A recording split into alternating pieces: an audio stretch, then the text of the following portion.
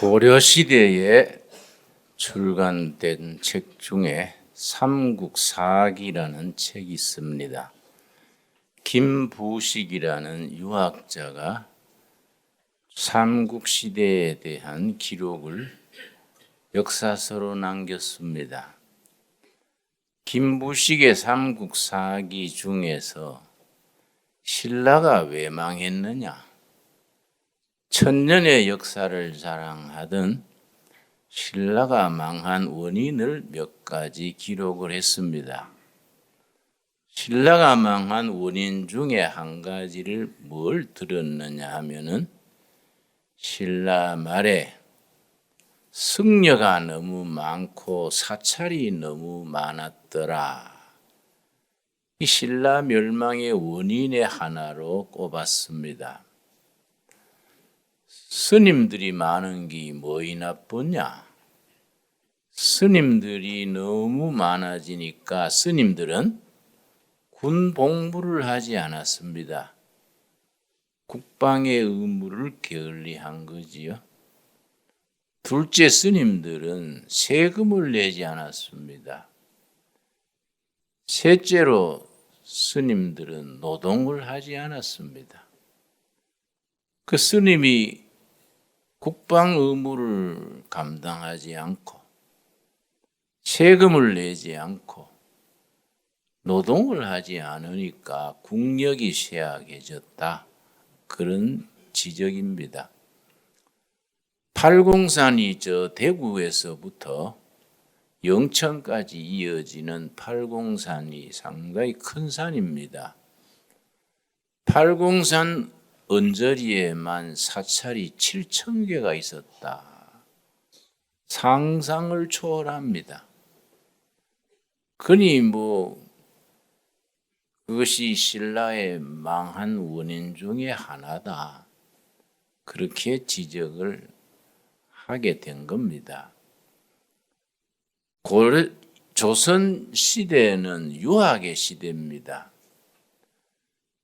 그래서 시골까지 전부 서당이 있어가지고 자녀들을 키워서 과거를 보게 하고 유학을 퍼뜨렸는데 시골 마을까지 공자왈, 맹자왈, 사서, 오경 그 모두들 공부했습니다. 조선조 말에 조선조가 쇠퇴해진 원인 중에 하나가 서당이 너무 많았다. 그래서 대원군이라는 권력자가 서원 철폐 운동을 해서 유학자들과 크게 부딪힌 적이 있습니다. 너무 서당이 너무 많으니까 요즘 말하면 적폐다. 적폐를 청산해야 한다. 서당 없애기 운동을 했었습니다. 대한민국에 개신교 프로테스탄트 교회가 들어온 지 130년을 넘었습니다. 전 세계에 성공한 교회 중에 하나고 아시아에서 처음 성공한 교회가 한국교회입니다. 한국에서 제일 많은 곳이 두 가지입니다. 경로당하고 교회입니다. 전국의 경로당이 마을마다 경로당은 있으니까 한 7만 곳이 됩니다. 교회는 6만을 좀 넘었습니다.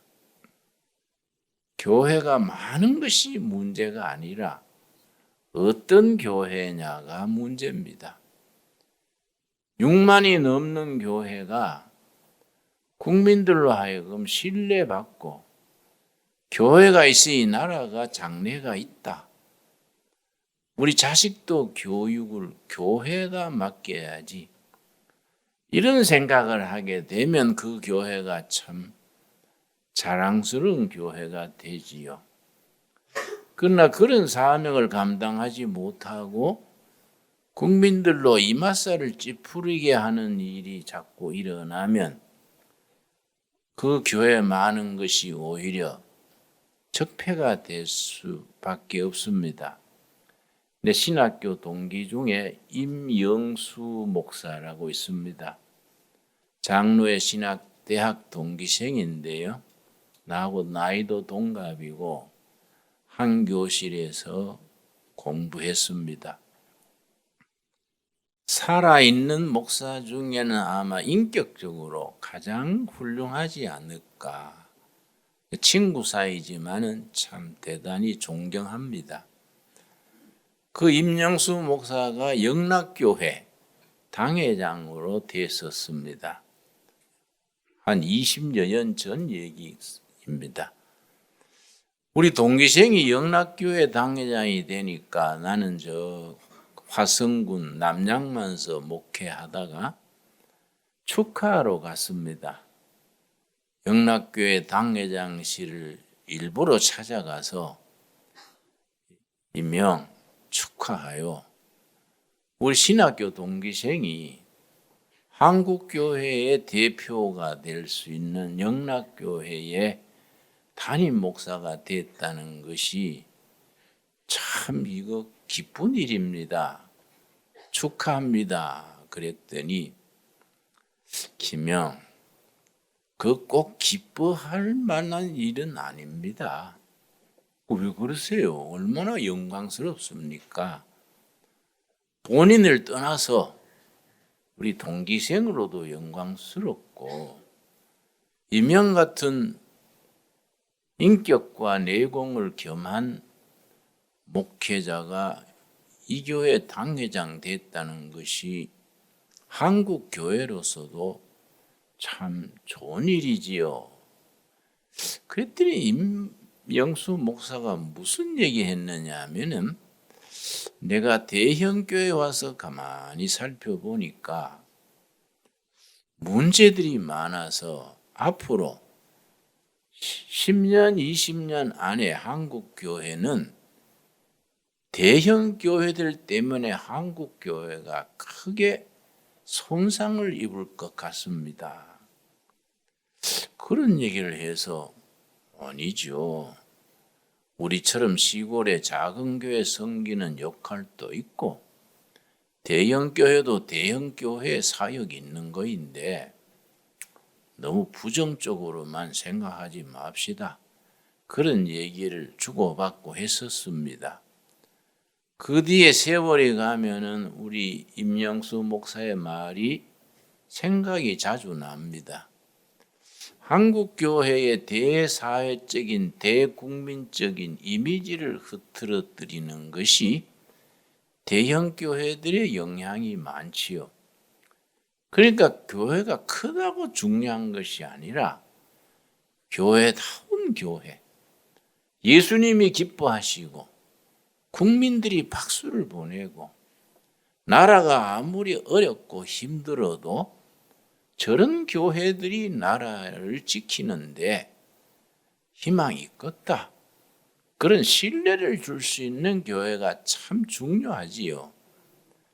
그래서 내가 4주 전부터 어떤 교회를 세울 것인가 그 제목으로 오늘이 4번째 시간입니다. 첫 번째는 복음적 교회라야 한다. 복음적 교회란 건 여러분 벌써 잊어버리셨지요? 4주 전의 말씀이니까 아마 여러분 제목은 기억하시겠지만은 내용은 아마 잊어버렸을 것 같습니다. 사실은 교인들이 자꾸 잊어버려줘야 목사도 설교를 하지 다 총기가 넘쳐서 다 기억하면 그것도 참 설교자로서는 곤란하지요.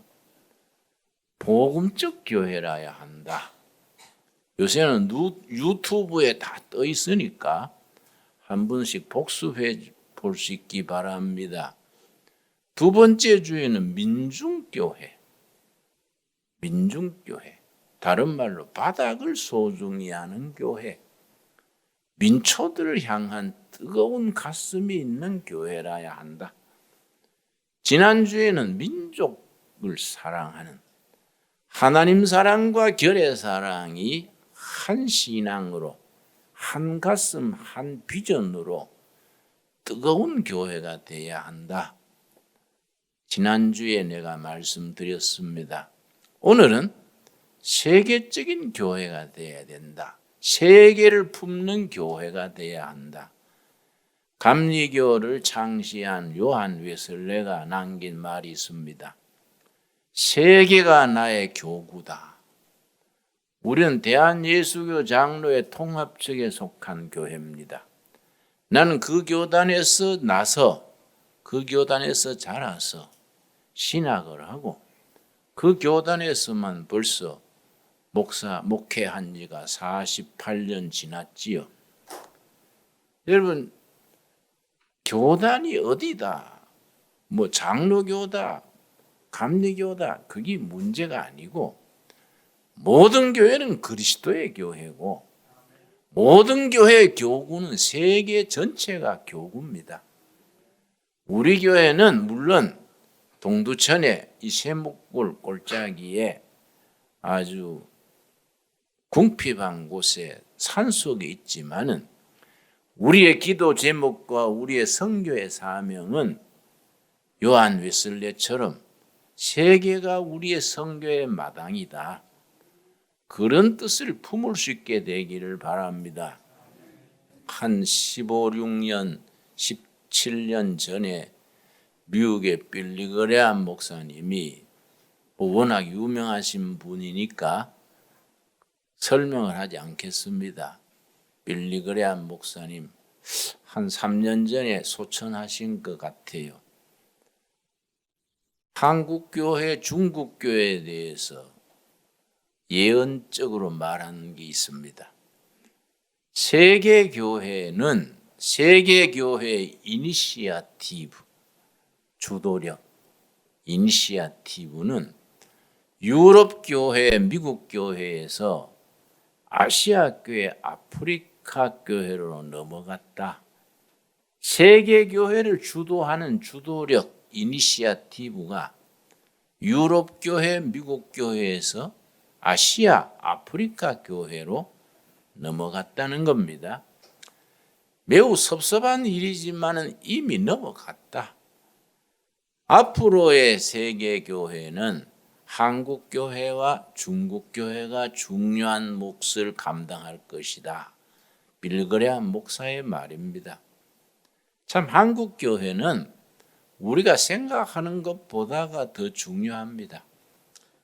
한국교회가 이러쿵저러쿵 좋은 점, 그랬던 점, 더 북돋아야 될 점, 고쳐야 될 점 많지만은 한국교회는 좋은 점이 3가지가 있습니다. 한국교회의 주류, 메인스트림, 한국교회 주류는 세계 어느 나라 교회와는 달리 복음적인 전통이 확실합니다. 그걸 이반제리칼 그럽니다. 이반제리칼 트래디션, 복음적인 전통이 확실합니다.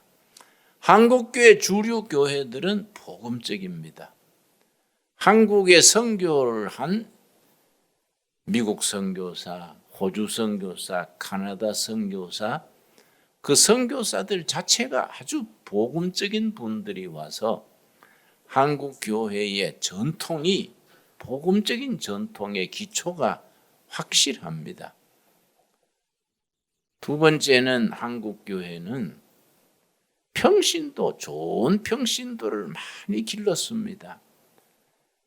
우리 국가 여러 부서에 정치계, 경제계, 학계, 공무원, 부서마다 중요한 부서에 좋은 평신도들이 자기 몫을 하고 있습니다.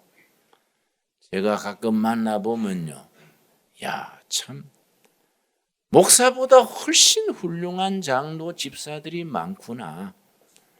정말 우리 한국교회는 좋은 평신도들을 많이 길렀습니다.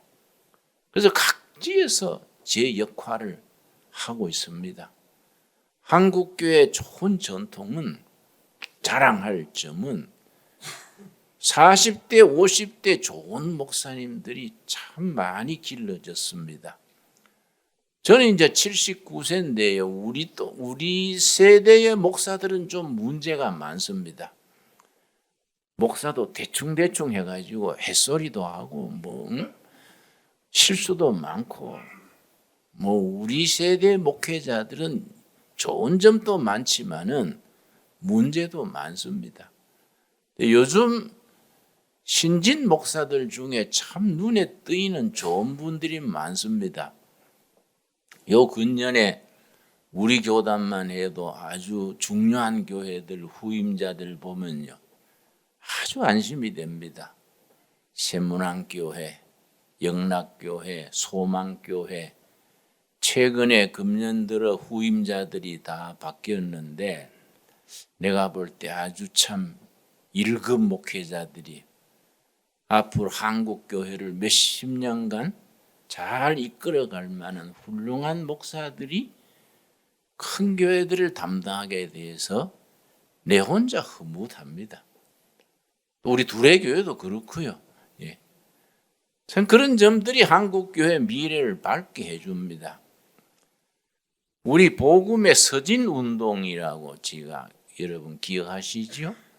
오늘 본문 말씀 출애굽기 사도행전 16장 6절에서 10절 사이에 오늘의 본문입니다. 복음의 서진운동의 시초가 거기에 기록되어 있습니다. 여러분 사도행전 15장과 사도행전 16장이 굉장히 중요합니다. 사도행전 자체가 성령행전이라 그래서 초대교회 성령께서 사도들을 통해서 어떻게 역사하셨는가, 성령님이 사도들을 통해서 성령이 행동하신, 액션하신 내용이지요. 사도행전 자체가 중요합니다만은 사도행전이 28장까지 되어 있는데 중요한 것은 사도행전은 28장으로 끝나는 책이 아니다. 29장, 30장, 3000장, 30,000장. 사도행전은 하늘나라에서 계속 쓰여지고 있는 책이다. 우리가 그런 생각을 해야 합니다. 사도행전 15장에는 그 유명한 예루살렘 회의가 있습니다. 사도행전 15장에 무슨 회의가 있다고요? 꼭 기억하십시오. 예루살렘 회의. 이게 무슨 회의냐? 왜 그 회의가 중요하냐? 그 전에는 복음 전도가 유대인에게만 집중했습니다. 유대인의 복음이랬는데 사도행전 15장에서 아니다, 이게 성령님의 뜻이 아니다. 예수님이 십자가에 죽으시고 구원의 길을 여신 것은 온 세계 모든 민족을 위한, 요즘 말로 열방을 위한 복음이지 유대인만의 복음이 아니다. 이걸 사도행전 15장에서 사도들과 교회의 핵심 일꾼들이 모여서 회의를 통해서 합의했습니다. 그래서 예루살렘 회의라 그럽니다. 거기서 크게 역할했던 사람이 베드로, 바울, 바나바 이런 사람들이 유대인 사회에만 복음이 갇혀 있어서는 안 된다. 성령님의 뜻은 온 세계에 선포돼야 한다. 그랬더니 또 바리새인들 중에, 바리새인 출신 중에 교회에 들어온 분들 중에 그렇다면 이방인들도 예수 믿게 되면은 뭡니까? 구약에 뭐라 하지요? 세례 대신에 구약 시대 할례를 베풀어야 된다. 그러면 이방인들이 로마인이나 시리아인이나 나이 다 들어가지고 60, 70 돼가지고 예수 믿었는데 또 새삼스럽게 할례 받고 하려면 얼마나 번거롭습니까? 그 주장이 또 강했는데 베드로가 나서가지고 그게 아닙니다. 왜 우리도 지지 못하는 율법 멍에를 이방인에까지 다 지우려 합니까? 그래서 몇 가지만, 한 서너 가지만 딱 요구하고 풀어줘야 합니다.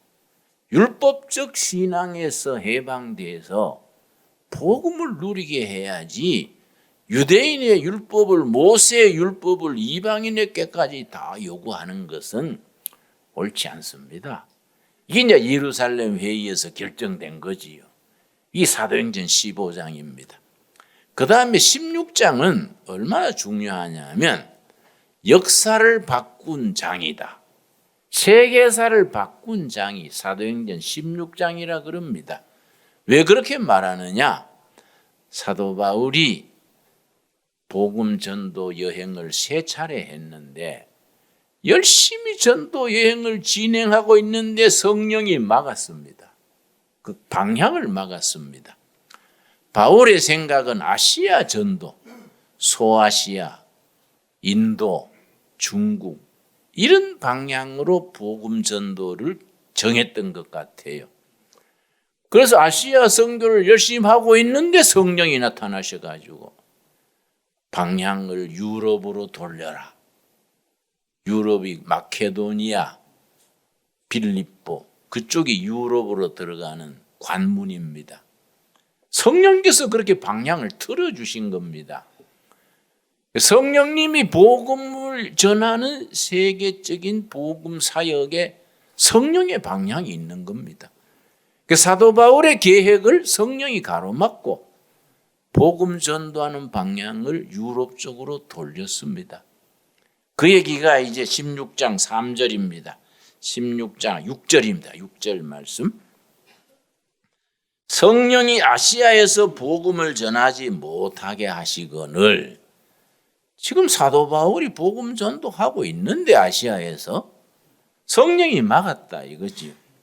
그들이 부르기아와 갈라디아 지방으로 다녀가 무시아 앞에 이르러 비두니아로 가고자 애쓰되 예수의 영이 허락하지 아니하시는지라. 성경 읽을 때 아주 참 불편한 게 지명 인명이지요. 부산, 광주, 대구 이러면 얼른 알아듣겠는데 뭐 부르기아, 갈라디아 혀도 잘 돌아가지 않는 거 이 참 그렇다고 생략하고 넘어갈 수도 없고 그것도 뭐 꼭꼭 읽어야 안 되겠습니까?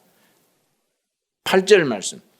무시아를 지나 드로아로 내려갔는데 9절. 밤에 환상이 바울에게 보이니 꿈꾼 거하고 환상 본 거 다릅니다. 환상을 다른 말로 영어로는 비전 이렇게도 해석하는데 성령이 직접 보여주시는 겁니다. 꿈에 보여주신 게 아니고 환상이 바울에게 보이니 마게도냐 사람 하나가 서서 그에게 청하여 이르되 마게도냐로 건너와서 우리를 도우라 하거늘 알렉산더가 출신인 그 마게도니아입니다. 아시아 쪽에서 유럽으로 들어가는 첫 관문입니다. 태평양 지나서 한국 부산에 상륙해서 아시아 대륙으로 들어오듯이 그런 위치인데 마케도니아로 들어가는 첫 항구 도시가 빌립보입니다. 그 10절 말씀. 바울이 그 환상을 보았을 때 우리가 곧 마게도냐로 떠나기를 힘쓰니 이는 하나님이 저 사람들에게 복음을 전하라고 우리를 부르신 줄로 인정함이러라. 복음 전도 방향이 아시아에서 유럽으로 바뀐 겁니다. 성령이 그렇게 지시하시니까 순종해야지요. 방향을 돌려서 유럽의 첫 관문인 마케도니아, 첫 도시가 어디라고요? 빌립보. 빌립보 바다 건너 빌립보에 도착했는데 그 우물가에 가가지고 전도할 자리가 없나 보다가 우물가에 빨래터에 가가지고 첫 복음을 전했습니다. 그때는 핵심이 예수 부활하셨다. 하나님의 나라가 가까이 왔다. 두 가지가 핵심이지요. 그 빨래하던 여인 중에 루디아라는 옷감 장사던 분이 복음에 딱 꽂힌 거지요. 유럽의 첫 세례 교인이 되고 이분이 은혜를 받으니까 바울을 자기 집에 모셔가지고 이 빌립보에 계시는 동안 우리 집에 계시면서 전도도 하시고 예배도 드립시다. 여기 빌립보 교회입니다. 그 루디아 집에 있는 빌립보 교회로 시작이 된 겁니다. 거기서 이제 밑으로 내려오면서 데살로니가 교회, 아데네 교회, 고린도 교회, 그 펠로폰네소스 반도로 해서 고린도에서 건너편 바다가 로마입니다. 로마로 건너간 거지요. 그래서 로마에서 온갖 박해를 다 받다가 313년에 콘스탄틴 대제가 기독교를 공인하게 된 겁니다. 그 역사를 읽어보면요, 정말 성령 역사가 아주 드라마 같습니다. AD 312년에 그동안에는 뭐 교회가 얼마나 핍박이 많았습니까? 전도하다가 사자굴에 끌려가고 뭐 화형당하고 계속 핍박받았는데 그 로마의 두 세력이 황제 자리를 놓고 어떤 다리 위에서 전투를 벌였습니다. 한쪽은 숫자가 많고 절반 숫자가 안 되는 쪽 장군이 콘스탄티누스 장군인데 내일 이제 전쟁이 황제를 누가 차지하느냐 전쟁이 있을 판인데 밤에 잠을 자는데 꿈에 십자가가 나타난 거예요. 십자가가 앞장서서 쫙 끌어가는데 자기 군대들이 징저해가지고 승리한 꿈을 꿨습니다. 그래서 잠 깬 뒤에 부하한테 꿈에 본 이대로 깃발을 만들어라. 그 깃발을 만들어가지고 깃발을 앞세우고 그 다음날 전투해서 숫자가 절반도 안 됐는데 승리한 겁니다. 그게 312년입니다. 그래서 황제가 된 뒤에 그 다음에 313년에 기독교를 공인한 거지요. 근데 그 콘스탄티누스 황제는 왜 기독교를 그래 공인하고 왜 그런 십자가를 보게 됐느냐? 그 어머니가 헬렌 여사입니다. 헬렌 여사. 어머니가 독실한 교인이랬습니다. 그런데 어떻게 귀족 집안의 귀부인 어머니가 됐느냐? 로마 시대에 일은 다 노예들이 하고 뭐 귀족들은 뭐 흥청망청 하는 거 두 가지밖에 없어요. 잔치 벌려가지고 쾌락을 벌리는 거, 운동 경기에 관람하는 거. 그러니까 모두 성적으로나 도덕적으로 문란하고. 그런데 귀족 집안에서는 혈통을 순수성을 지키려고 이렇게 타락하지 않고 순수한 처녀들을 며느리로 삼은 거예요. 세상 풍속 따르지 아니하고 정제를 지키고 깨끗한 처녀들을 며느리로 삼기 위해서. 그 탄압에서는 귀족 집안이니까 보호해주면 되니까. 그래서 콘스탄티누스 어머니가 된 헬렌 여사가 아주 정숙하고 신앙이 독실하고 품행이 깨끗한 처녀라서 그 집에 며느리로 들어간 거예요. 며느리로 들어가서 낳은 아기가 아들이 콘스탄티누스입니다. 그 아들이 콘스탄틴 황제가 되니까 꿈에 그런 십자가도 보고 그 전쟁에 승리를 해서 황제가 된 거지요. 그런데 이 교회사를 보면요, 그게 313년인데 정부가 인정해주고 예수 믿는 것이 출세가 열리고 신부 목사가 대접받고 하면은 타락하기 시작합니다. 한 300년 지나니까 교회가 부패한 겁니다. 특별히 소아시아 지방, 중동 지방, 사우디아라비아, 에집트, 뭐 이란, 이락 전부 기독교 지역이랬습니다. 그런데 무슨 문제냐? 레위기 25장에 성경에 토지법이 있지 않습니까? 성경을 사고 팔고 하지 말고 하나님이 주신 기업이니까 하나님이 지주고 너희는 소작인이다. 이걸 투기 대상으로 삼지 말아라. 기억하시지요? 굉장히 중요합니다. 자본주의는 경제의 기초를 자본에다가 두고 공산주의는 경제의 기초를 노동에다가 두고 성경 경제의 기초를 어디에 둘까요? 토지. 하나님이 지으신 토지가 성경적 경제의 기초입니다. 이게 무너진 거죠. 말은 기독교 국가인데 토지제도, 경제제도는 바알식으로 하는 겁니다. 그래서 그 이란, 사우디 이쪽 지역에 많은 교인들인데 지주가 돼가지고 소작인들을 어떻게 착취했느냐 하면 7대3 열심히 농사 지어가지고 자기는 100가마니 하면 30가마니 자기 거고 70가마니 지주한테 바치는 거. 성경상으로 보면 이거는 뭐 말도 안 되는 법이지요. 그래 받아가지고 자기는 로마시에 가서 흥청망청 먹고 놀고 지주들은 쇠 빠지게 일해가지고 빈곤을 벗어나지 못하는 겁니다. 이 사우디, 이란, 이라크 그 지역에 아주 그게 팽배했습니다. 전부 소작인들이 참 겨우겨우 살아가는데 지주들은 로마에 가서 성당에 가서 뭐 미사 드리고 묵고 놀고 한 거죠. 이때 610년에 AD 610년입니다. 대상에 따라다니는 모하메드라는 젊은이가 굴에 가서 금식 기도하다가 영감을 받았어. 여러분, 모하메드 이슬람 혁명의 구호가 뭔지 아십니까?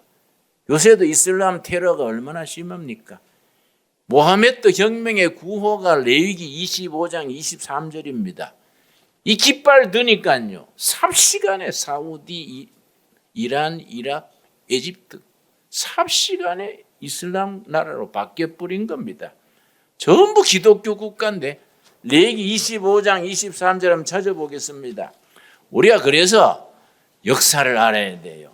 역사 속에서 어떻게 교회가 지나왔으며 그런 속에서 성령께서는 어떻게 역사하셨는가 우리가 그걸 알아야 됩니다. 그러면서 한국교회는 이 시대에 어떤 사명을 가지고 있는가, 어떻게 해서 우리가 세계교회에 우리가 한국교회의 몫을 감당해야 하는가 깊이 알아야 됩니다. 레위기 25장 23절 토지를 영구히 팔지 말 것은, 토지는 뭡니까? 다 내 것임이라. 이게 이슬람 혁명, 농민혁명 구호입니다. 토지는 알라의 것이다. 이게 마호메트가 구호입니다.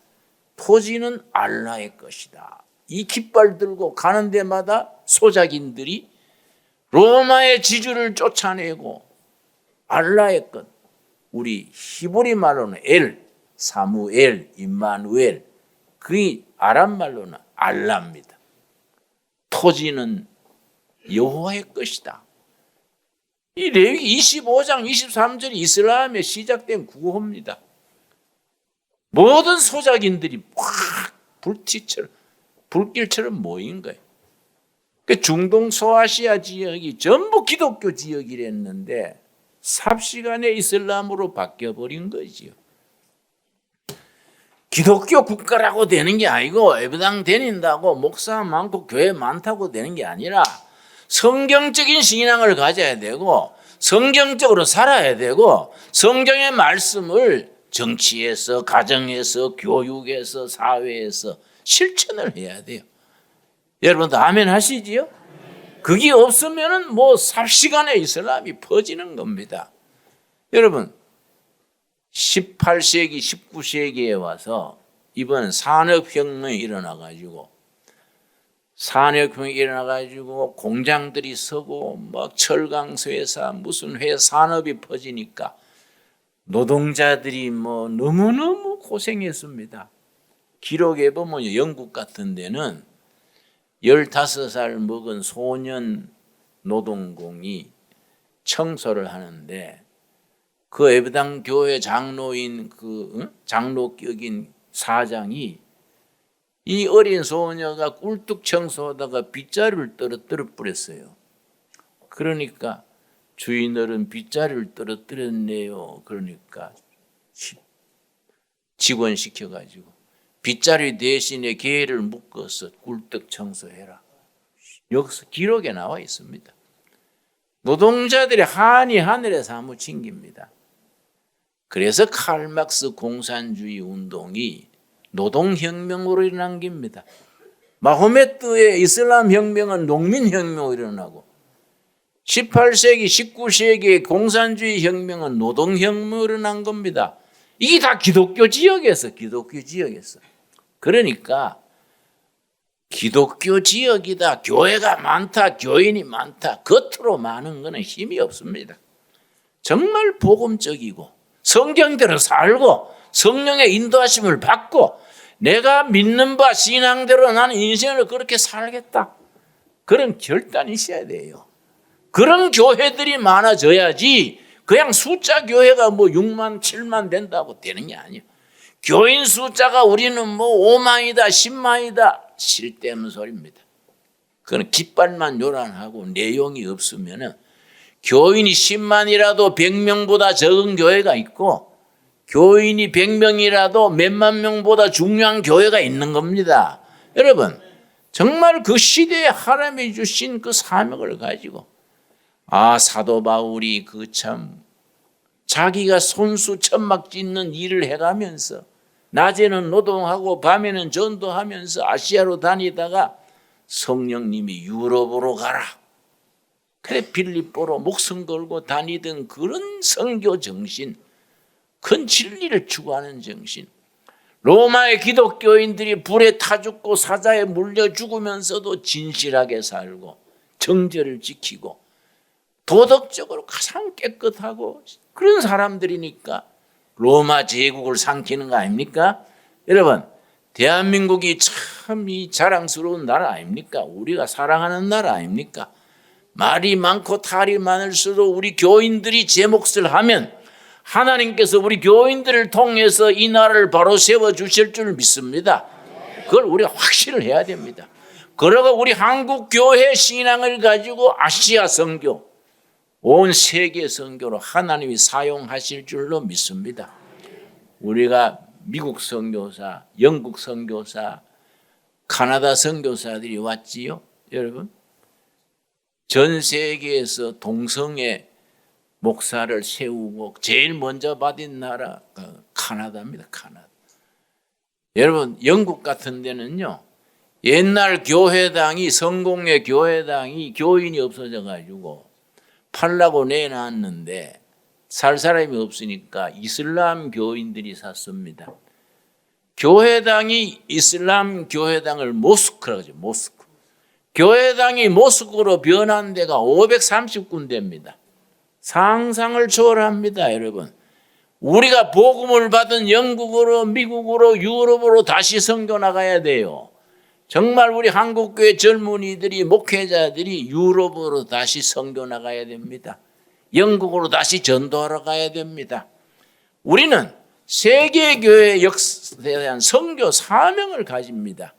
성경은 끊임없이 월드 비전, 열방을 전도하는, 여러분, 맨 처음에 믿음의 조상으로 부름받은 아브라함한테 뭐라고 했습니까? 창세기 12장 3절, 창세기 12장 1절에서 아브라함을 부르시면서 하나님께서 아브라함에게 축복하시기를 12장 1절입니다. 여호와께서 아브라함에게 이르시되 너는 너의 고향과 친척과 아버지의 집을 떠나 내가 너게 보여줄 땅으로 가라. 하나님이 아브라함을 부르시면서 하란 땅에서 불렀습니다. 지금 이라크, 쿠웨이트 그 지역입니다. 거기서는 아브라함을 유프라데스 강 건너서 가나안으로 옮기게 하셨는데 3절 뭐라 그랬습니까? 3절, 12장 3절. 너를 축복하는 자에게는 내가 복을 내리고 너를 저주하는 자에게는 내가 저주하리니 땅의 모든 족속이 너로 말미암아 복을 얻을 것이라 하신지라. 여러분, 우리들의 신앙, 우리들의 선교, 우리들의 열정으로 땅의 모든 족속이 복음을 접하고 축복받는 그런 선교 역사를 감당할 수 있게 되기 바랍니다. 그런 세계적인 사명을 감당해야 됩니다. 예수님의 유언이 마태복음 28장 20절에 있습니다. 우리 한번 마지막으로 찾아보겠습니다. 마태복음 28장 19절 20절이 예수님의 마지막 유언에 해당되는 말씀입니다. 그래서 지상과제, 예수님의 최후의 명령, 지상명령이라고 합니다. 마태복음 28장 19절 말씀, 18절부터 읽습니다. 예수께서 나와 말씀하여 이르시되 하늘과 땅의 모든 권세를 내게 주셨으니 그러므로 너희는 가서 모든 민족을 제자로 삼아 아버지와 아들과 성령의 이름으로 세례를 주고 내가 너희에게 분부한 모든 것을 가르쳐 지키게 하라. 볼지어다 내가 세상 끝날까지 너희와 항상 함께 있으리라 하시니라. 여러분, 땅 끝까지 가서 복음을 가르쳐라. 복음을 깨우쳐라. 예수님의 지상명령입니다. 이 지상명령을 우리가 이 땅에 있는 동안에는 계속되어져야 합니다. 우리가 세계를 바라보는 교회, 세계 선교회, 우리도 한 몫을 기도로, 헌신으로, 물질로, 사람으로 쓰임받는 교회로 나아갈 수 있기 바랍니다. 한국교회 전체가 그런 일에 쓰임받아야 합니다. 기도하겠습니다. 하나님 아버지 감사합니다. 때를 따라 우리를 세우시고 도우시고 땅끝까지 복음 전하라는 사명을 생각케 하시고 감당케 하시고 헌신케 하셔서 감사합니다. 주님께서 우리를 통하여 주님의 뜻을, 이 시대에 복음 전하는 뜻을 온 교회가 합심해서 기도하고 중복 기도하며 열심을 다해 감당케 하여 주시옵소서. 예수님 이름 받들어 기도드려 싸움나이다. 아멘.